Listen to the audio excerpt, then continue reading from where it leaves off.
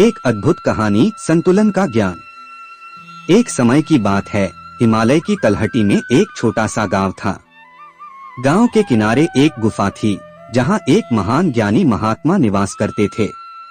उनका नाम था ज्ञानदेव और उन्हें दिव्य ज्ञान का भंडार माना जाता था।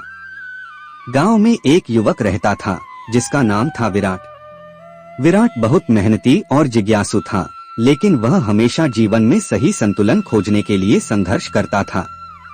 वह कभी तो ज्ञान प्राप्ति के लिए घंटों ध्यान में मग्न हो जाता और कभी भौतिक सुखों की ओर इतना झुक जाता कि अपना ध्यान भंग कर लेता। एक दिन विराट ज्ञानदेव के पास गया और उनसे प्रार्थना की, गुरुदेव, मुझे दिव्य ज्ञान लीला का अर्थ समझाएं। मैं अपनी जीवन यात्रा में संतुलन क्यों नहीं बना पाता।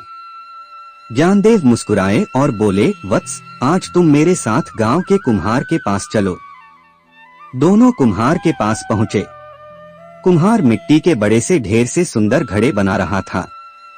ज्ञानदेव ने कुम्हार से पूछा, भाई, तुम इतना सुंदर घड़ा कैसे बनाते हो। कुम्हार ने कहा, गुरुदेव, इसके लिए दो चीजों का सही मिश्रण चाहिए, मिट्टी और पानी। उसने समझाया, अगर मिट्टी बहुत सूखी होगी तो घड़ा टूट जाएगा, और अगर पानी बहुत ज्यादा होगा तो मिट्टी बह जाएगी और घड़ा कभी नहीं बन पाएगा। मुझे मिट्टी और पानी को बिल्कुल सही मात्रा में मिलाना पड़ता है। फिर ज्ञानदेव विराट की ओर मुड़े और बोले, विराट, यही तुम्हारी दिव्य ज्ञान लीला है। यह संसार उस मिट्टी के समान है, जिसमें कर्म करना, संबंध निभाना और कर्तव्य पूरे करना शामिल है। और तुम्हारा ज्ञान और आध्यात्मिक साधना उस पानी के समान है। यदि तुम केवल संसार, सूखी मिट्टी में डूब जाओगे, ज्ञान, पानी को छोड़ दोगे, तो तुम्हारा जीवन खोखला और कठोर हो जाएगा। और यदि तुम केवल ज्ञान, ज्यादा पानी में बह जाओगे और संसार के कर्तव्यों को त्याग दोगे, तो तुम्हारा जीवन एक घड़े का आकार नहीं ले पाएगा और तुम बह जाओगे।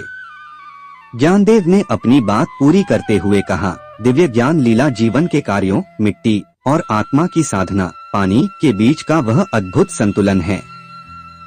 जब तुम दोनों को सही अनुपात में मिलाकर जीवन का चक्र घुमाते हो, तभी तुम्हारा जीवन एक पूर्ण और सुंदर घड़े की तरह बन पाता है।